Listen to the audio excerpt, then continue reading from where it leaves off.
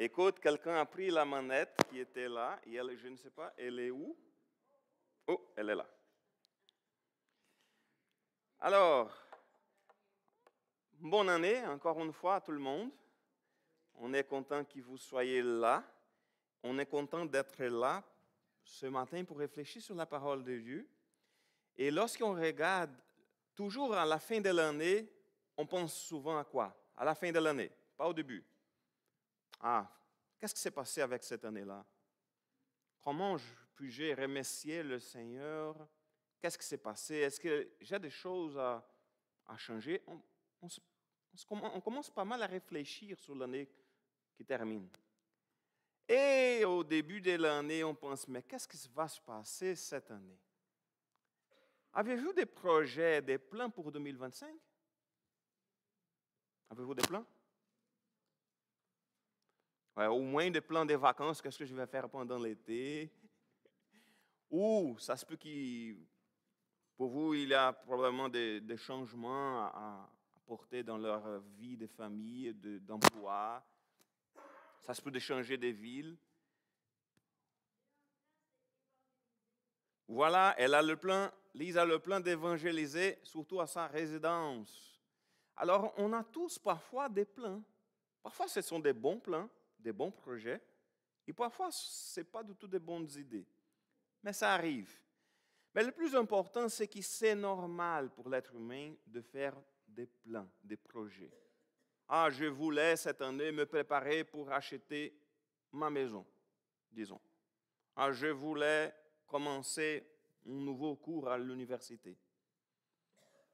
Ma mère, elle a commencé sa maîtrise, elle avait 60 ans, 60 quelque chose. Elle était des collègues des cours avec ma sœur.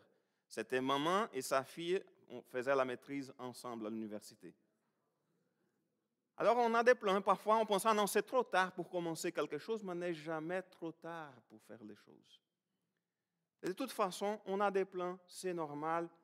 2025 vient de commencer et on commence à faire des plans, c'est normal.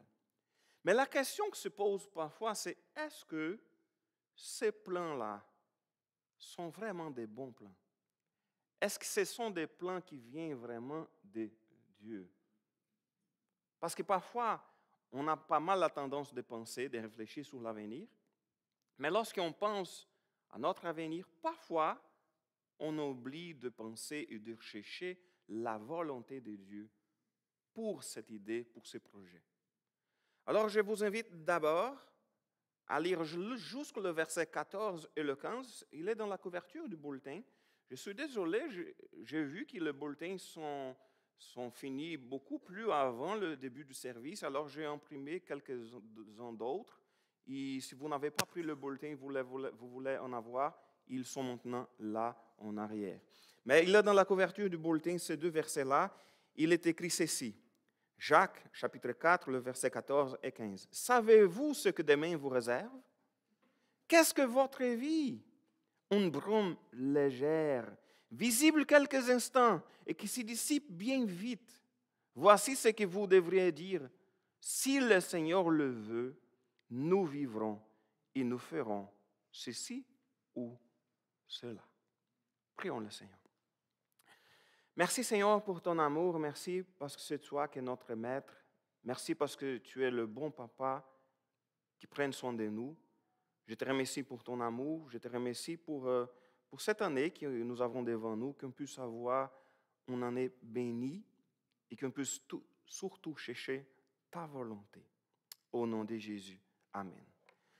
Alors, on parle tout d'abord des projets humains, parce que c'est normal aux êtres humains de faire des projets. Alors, le verset 13, il commence de cette façon. Et maintenant, écoutez-moi, vous qui dites, aujourd'hui ou demain, nous irons dans telle ville, nous y passerons une année. Alors, c'est bien normal pour les êtres humains de faire des plans à long terme. Je vous donne un exemple. Parfois, les gens disent que c'était une attitude de fou. OK? 2019, je suis venu ici au Québec pour la première fois pour connaître le Québec, pour connaître les défis, ce genre de choses. C'était pendant l'été 2019, avant la pandémie. En revenant chez moi, je dis, OK, on va y aller. Mais on va faire exactement quoi au Québec? Je ne sais pas. Quelle église? Je ne sais pas. Mais c'est qui va être celui qui va soutenir? Nous ne savons pas. Mais je sais qu'on va y aller au Québec. Et on faisait toutes les démarches avec Mission Québec. Un peu avant la pandémie, j'ai pris la décision de communiquer à mon église au Brésil, OK, je vais partir, je vais au Québec. Mais je n'avais même pas encore parlé à l'église de l'île Jésus encore à l'époque. Je ne connaissais pas du tout les détails. J'ai dit, je vais partir, je vais rester à l'église jusqu'à juillet, mois de juillet, pendant 6 mois, et ensuite je vais me préparer pour repartir. Dans ma tête, tous les plans étaient bien établis. Paula ne travaillait pas. Je dis, OK, on va suivre la volonté de Dieu, on va partir. Mais qu'est-ce qui s'est arrivé quelques mois plus tard? La pandémie. Tout est fermé. Toutes les démarches que je faisais avec d'autres églises pour venir au Québec, tout s'est mis en pause. Mais je devais déjà communiquer à mon église. Je vais quitter. C'était la source je soutenais ma famille avec mon chèque de l'église de Jésus, l'église Plénitude. Et j'ai dit, écoute, mais on va y aller. Alors, on avait fait des plans. On pensait que jusqu'à la fin de 2020, on va être au Québec. Parce que c'était plus ou moins ceux qui ont discuté avec Mission Québec. C'était au moins pas mal sûr. OK, ça va aller. Mais grâce à Dieu, l'Église Plénitude a dit, écoute, Eduardo, tu ne peux pas quitter pendant la pandémie. Est-ce que tu peux rester un peu plus? Oui, je peux rester un peu plus. Je suis resté jusqu'au mois de novembre. Et la première fois que j'ai reçu un appel, la première fois que j'ai parlé avec l'Église de l'île Jésus, j'avais déjà quitté mon poste à Plénitude. Alors, j'avais mettre quelques argent de côté. Dans ma tête, à cette époque-là, je devrais déjà être ici. Alors, pour moi, les plans, c'était clair. Fin 2020, je vais être là. Mais je ne pouvais pas prévoir une pandémie. Tout était fermé. Par contre, le Seigneur, il nous a bénis, il nous a soutenus et on est arrivé. Je me rappelle, le jour, j'ai acheté le billet d'avion pour venir au Québec. Après payer le billet, j'ai dit, écoute, c'est là, l'argent, ça suffit jusqu'au moment de notre départ. La dernière chose que je faisais avant de quitter, c'était de vendre mon auto. Et c'était l'argent de mon auto que je suis arrivé avec l'argent de mon auto, c'est tout. Alors le Seigneur, il a soutenu. Mais pas mal, on avait planifié des choses parce qu'on avait des dates en tête, mais ce n'était pas exactement les mêmes dates que le Seigneur. On ne pouvait pas prévoir. C'est comme ils disaient, les gens ici dans ce contexte, ils disaient, aujourd'hui ou demain, nous irons dans telle ville, nous y passerons une année. Écoute, mais comment on peut dire qu'on va rester une année dans tel endroit? Oui, on peut planifier, mais on ne peut pas être sûr que les choses vont bel et bien passer. On peut faire des plans à long terme. On a le plan d'acheter une maison, on a des plans de voir les choses se passer dans notre famille, avec nos enfants, etc. Mais on n'a pas le contrôle. On peut planifier. On peut dire que nous passerons des temps. On peut pas mal faire des projets financiers. La deuxième partie du verset, il dit, nous y ferons dans telle ville, nous y ferons des affaires et nous gagnerons de l'argent. Je ne sais pas vous, mais j'ai déjà connu beaucoup de monde qui ont dit, je vais faire telle entreprise, je vais gagner de l'argent. Ils ont eu des problèmes, ils ont fermé, ils ont perdu tout leur argent. C'était une belle planification, une belle entreprise. OK, je vais travailler pour moi-même, je vais mettre cette affaire en pratique, je vais travailler, et voilà, ça faillite, c'est fini. On peut faire des plans, on peut établir des projets financiers. Je ne parle pas qu'il y a un problème dans ces plans-là, mais quel était le problème ici? C'est qu'il avait de l'orgueil derrière ces plans. Au verset 16, il est écrit, « Mais en réalité, vous mettez votre orgueil dans vos projets présomptueux. Tout orgueil de ce genre est mauvais. » Ce texte-là, il me fait rappeler de Proverbes, le chapitre 16, le verset 1, où il est écrit que l'homme fait des projets, Mais celui qui a le dernier mot, c'est l'Éternel. On peut faire pas mal de projets, on peut avoir pas mal d'idées, on peut penser des milliers de choses. Mais on ne peut pas contrôler les choses, c'est le Seigneur qui a le dernier mot. C'est correct de faire des plans, ça fait du bien de faire des plans. On ne peut pas être les gens qui pensent que, OK, je vais laisser la vie conduire la vie, les circonstances vont conduire ma vie et je ne vais rien planifier. OK, si vous êtes à la retraite, ça se peut que vous pouvez bien vivre de cette façon parce que vous avez déjà votre argent, qui ce n'est pas beaucoup, mais au moins vous avez déjà les choses plus sûres. Mais si on est au mi-chemin dans la vie ou plus jeune dans la vie, il faut planifier les choses, il faut organiser les choses. Les gens ici au Québec ont l'habitude de planifier les choses beaucoup plus d'avance. Hier, j'ai essayé de réserver une affaire pour l'été, mais je ne trouvais plus de place pour l'été. Au Brésil, si on appelle un mois d'avance, c'est correct, on va trouver de la place, tout est beau. Mais ici, non, il faut planifier d'avance. Et on cherchait, il faisait planifier un peu plus d'avance. Alors, dans la vie de tous les jours, dans les choses qu'on va faire pour le Seigneur, dans les choses qu'on va faire dans notre travail, pour notre famille, il faut bien planifier. Mais on ne peut pas penser que nous avons le dernier mot. C'est ça la question. C'est l'orgueil. C'est de penser, OK, je peux tout contrôler. Je vais aller dans telle ville, je vais y passer une année et je vais gagner de l'argent. OK, on peut pas mal dire, OK, je peux essayer, j'ai ces idées-là dans ma tête, mais on ne peut pas être sûr que nos plans et nos projets vont être accomplis, vont s'accomplir. Pourquoi? Parce qu'on ne contrôle pas les choses. Alors, devant cette question-là, on se pose parfois la question, est-ce que l'avenir est-il incertain? Est-ce que l'avenir est-il incertain? Parce qu'on peut planifier plein de choses, mais on ne contrôle pas. On ne contrôle pas une pandémie, on ne contrôle pas un changement dans l'économie de notre pays. On ne contrôle pas les choses. Parce que le verset 14, il nous dit que savez-vous ce que demain vous réserve? Non, nous ne savons pas. Nous ne savons pas ce qui arrivera demain. On peut pas mal dire, OK, demain, j'ai l'intention de faire telle chose, je vais planifier telle affaire, je vais organiser ma semaine, je pense pas mal qu'est-ce que je vais faire, je regarde mon agenda, je sais pas mal ce qui va arriver avec moi cette semaine. Mais on ne connaît pas. On ne connaît pas le demain. On ne sait pas ce qui va arriver. Les circonstances changent. La vie, elle change. Les choses changent et parfois elles changent vite. Et c'est pour ça que la deuxième partie du verset, il est écrit qu'est-ce que votre vie? Alors, il n'est plus simplement question de penser qu'est-ce que va se passer demain, mais qu'est-ce que votre vie? Votre vie est une brume légère, visible quelques instants et qui se dissipe bien vite. Ici, parfois, ça se peut que la brume, ça va rester pendant plus de temps, mais dans le contexte ici, on parle de Moyen-Orient, ça dissipe pas mal vite.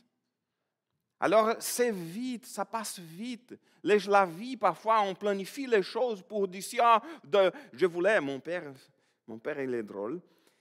Il a 78 ans et toujours, à sa fête, il prend un petit papier, il dit, voici mes plans pour mes prochaines 5 ans. Je me rappelle la dernière fois, le 75, il disait, d'ici ma fête de 80 ans, je voulais faire telle chose, telle chose, telle chose, telle chose, telle chose. Il planifie plein d'affaires. Mais il a 78 ans, mais il continue à planifier beaucoup de choses pour les prochaines 5 ans. Ça lui fait du bien, ça le rassure. Mais par contre, on ne peut pas contrôler. OK, ça c'est ma volonté. Je voulais faire telle chose dans 5 ans. Mais on ne contrôle pas les circonstances. Et la vie est pas mal passagère. Même si on dit parfois, OK, demain je vais faire telle chose, on ne sait même pas si on va être en vie demain. On ne sait même pas si le Seigneur va revenir nous chercher aujourd'hui. On ne connaît pas. Alors c'est parfois de l'orgueil, des pensées qu'on peut contrôler les affaires, qu'on va contrôler les choses, qu'on sait ce qui va se passer demain. Et j'ai tout planifié pour mon année. Oui, c'est bien de planifier, mais on doit toujours savoir que pour nous, devant nous, c'est incertain. Parce qu'on ne connaît pas, nous ne savons pas ce qui va arriver demain. La vie, elle est passagère. Ça passe vite. C'est comme une brume légère, visible quelques instants et qui se dissipe bien vite. L'idée de ce verset-là, la deuxième partie, c'est de montrer qu'on est faible, on est limité. Parfois, on pense qu'on est trop fort, qu'on peut régler toutes les choses. Mais on utilise une expression au Brésil que pour mourir, ça suffit d'être en vie. Bref, c'est ça. Pour mourir, ça suffit juste d'être en vie. On n'a pas besoin d'autre chose pour mourir. Juste être en vie. Mais par contre, ça pourrait nous donner une idée d'assurance. Hey, écoute, mais l'avenir est-il incertain? Si vous avez des problèmes de l'anxiété, ça fait du mal de penser à ça. De dire, hey, je ne sais pas ce qui va arriver demain. Oh mon Dieu, je ne contrôle pas. Et si je décède demain? J'ai déjà rencontré un monsieur, il était malade, on était dans une réunion, et au milieu de la réunion, il est tombé sur le sol. Mais il a dit, je ne peux plus respirer, je ne peux plus respirer. Il avait une crise d'anxiété. Et quel était son problème? Que toute sa famille dépendait de lui. Il a commencé à craindre la mort. Il ne s'inquiétait pas pour son salut. Il ne s'inquiétait pas pour aller au ciel. Mais il s'inquiétait parce qu'il pensait, je suis la seule source d'argent de ma famille. Et si ça arrive quelque chose avec moi. Il était malade à cause de ça. Alors, ça peut nous causer un certain sentiment d'insécurité, d'être pensé, qu'est-ce qui va arriver avec moi? Alors, mais le texte, il ne s'arrête pas à dire pour nous, écoute, vous ne savez pas ce qui va arriver demain. La vie, qu'est-ce que c'est la vie? C'est passager, c'est légère, c'est une brume légère qui se dissipe bien vite. Mais le verset 15, il suscite la question la plus importante. Voici que vous devriez dire, si le Seigneur le veut, nous vivrons et nous ferons ceci ou cela. Alors, il n'est pas juste question de penser que pour nous, oui, l'avenir est incertain, mais devant le Seigneur, on doit toujours nous approcher de Dieu, être plus près de Dieu pour savoir que oui, l'avenir est dans ses mains.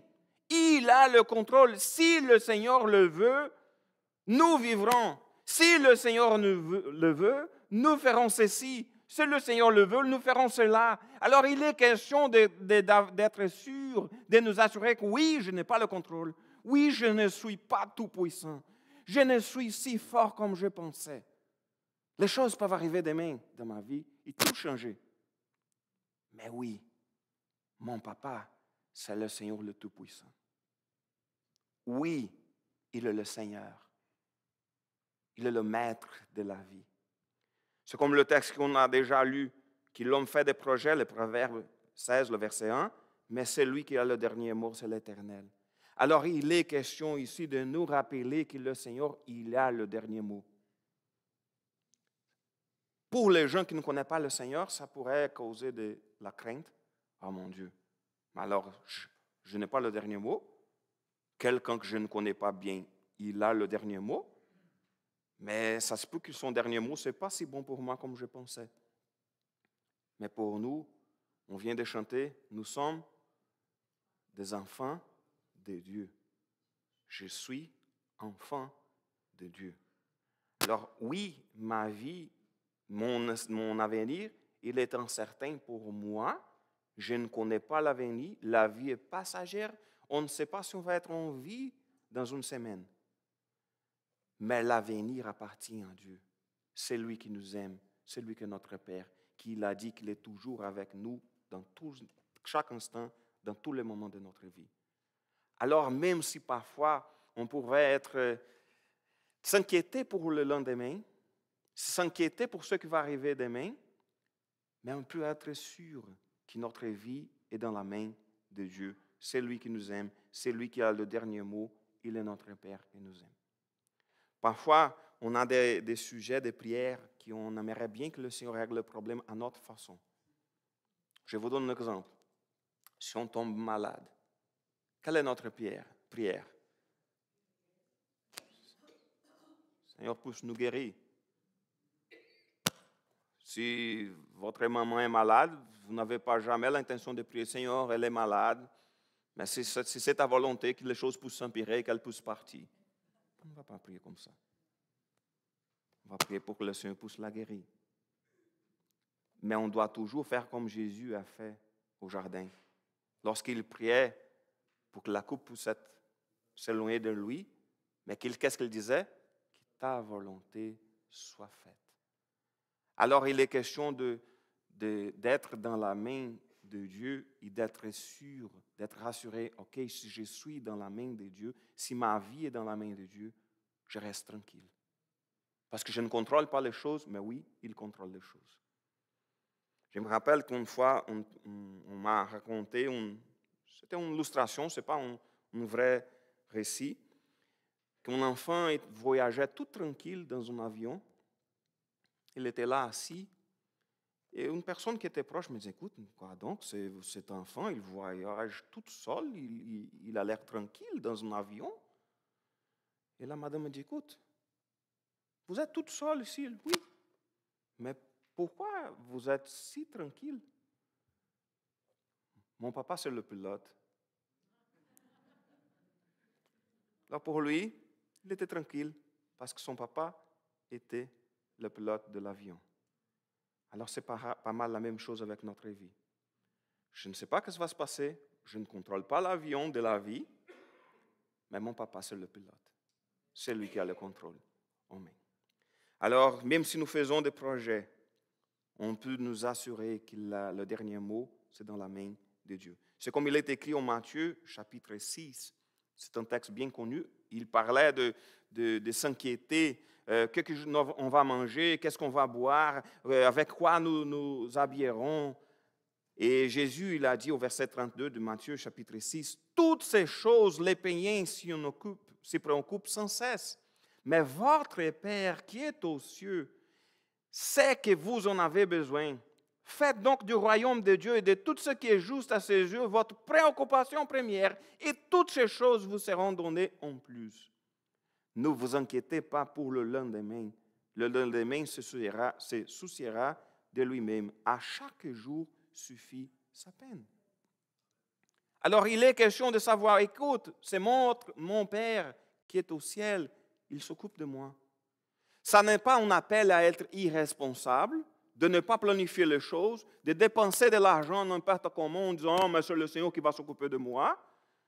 Mais ça nous donne l'assurance qu'on va faire notre mieux, mais qu'on va essayer de faire les choses toujours dans la bonne façon. On va chercher à être prudent dans toutes les choses, mais on n'a pas le contrôle des circonstances. Mais le Seigneur, notre Père, il a le dernier mot. Ça, c'est le plus important. Et pour terminer, le verset 17, il est écrit ceci. « Or, qui sait faire le bien, il ne le fait pas, se rendre coupable d'un péché. » Parfois, je lisais ce texte-là, je disais, écoute, ça n'a rien à voir. Il parlait d'aller dans une ville, de gagner de l'argent. Ah, ça c'est de l'orgueil. La vie est dans la main de Dieu. Si c'est la volonté de Dieu, on va y aller. Si ce n'est pas dans la volonté de Dieu, on ne doit pas y aller. Et il termine le texte en disant, « Or, ceux qui sait faire le bien, il ne le fait pas, se rendre coupable d'un péché. » Quoi? Donc, ça n'a rien à voir avec cette affaire-là. Qu'est-ce qu'il a changé le sujet? Non, il n'a pas changé le sujet. Ça concerne toujours notre avenir. Ça concerne toujours que notre vie est passagère. Alors, si les choses, si on ne sait pas ce qui va se passer demain, parfois on a la tendance de s'occuper beaucoup de choses et penser, ah non, mais écoute, je dois régler cette affaire-là, mais je vais le laisser pour demain. On parle toujours de la vie qu'elle est vite. On ne sait pas quand elle va finir. La vie est passagère. Alors parfois, on laisse les choses qu'il faut faire pour demain. Mais parfois, le demain n'arrive jamais. Alors ça, c'est toujours le bien. Il parle ici de le bien qu'on devait faire. J'ai déjà vu beaucoup de regrets, surtout dans les funérailles, d'une personne qui est décédée et d'autres personnes qui pleurent trop, plus que tout le monde, qu'il y avait des regrets parce que je devrais le dire en disant que je t'aime, que je l'aime.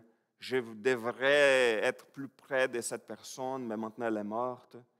Parfois, trop de regrets parce que la personne disait, ah, il y a des biens que je devrais faire envers cette personne-là, mais je vais laisser pour plus tard. Mais parfois, on n'a plus l'occasion de le faire. Je l'ai déjà vu à plusieurs reprises.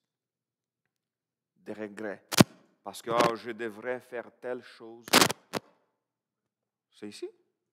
Je devrais faire telle chose. Je ne peux pas bouger beaucoup. Je devrais faire telle chose. Non, désolé, c'est impossible pour moi de prêcher sans bouger. De faire telle chose et on laisse pour demain.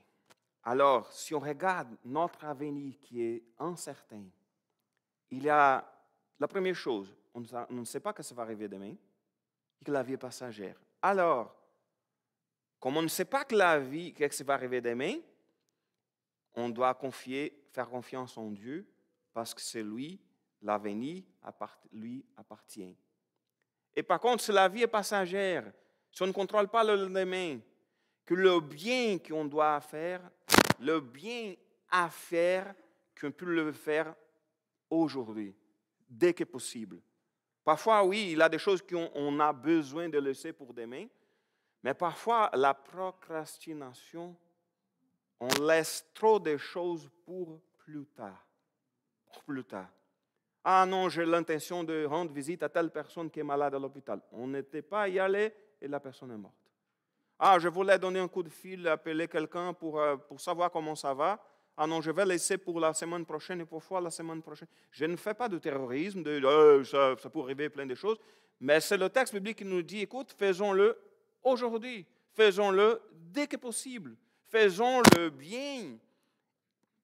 Qui sait faire le bien et ne le fait pas se rend coupable d'un péché. Alors, il est question de faire aujourd'hui le bien qu'on peut le faire aujourd'hui. Si c'est quelque chose qu'on ne peut pas le faire aujourd'hui, ok, c'est correct, on le fait demain. Mais si on peut faire le bien à quelqu'un d'autre aujourd'hui, faisons-le dès que possible. On ne connaît pas l'avenir. On ne connaît pas l'année 2025, qu'est-ce qui va s'arriver. On connaît déjà pas mal quelques jours, 4 journées et demie de l'année 2025. Il y a plein de choses qui vont se passer. On peut planifier plein de choses, mais qu'on peut toujours nous savoir qu'on ne peut pas avoir de l'orgueil, que l'avenir est dans la main de Dieu, dans les mains de Dieu, qu'il a le contrôle. Alors, nous approchons que nous soyons de plus en plus près de Dieu. Approchons-nous de lui. Et que ça puisse nous rassurer et que ça puisse aussi nous pousser à faire le bien. Ah non, je voulais servir le Seigneur, mais je vais le faire l'année prochaine. Je voulais servir le Seigneur, mais je vais chercher une autre occasion pour le faire. Faisons-le maintenant, dès que possible. Amen. Alors, notre avenir est dans la main de Dieu. Que ça puisse nous donner l'assurance, que ça puisse nous donner de la paix, qu'on puisse faire des plans pour l'année 2025, mais que dans tous ces plans-là, qu'on puisse mettre le Seigneur à la tête de toutes ces choses. Que Dieu vous bénisse. On va chanter un dernier chant. J'invite les musiciens à prendre place.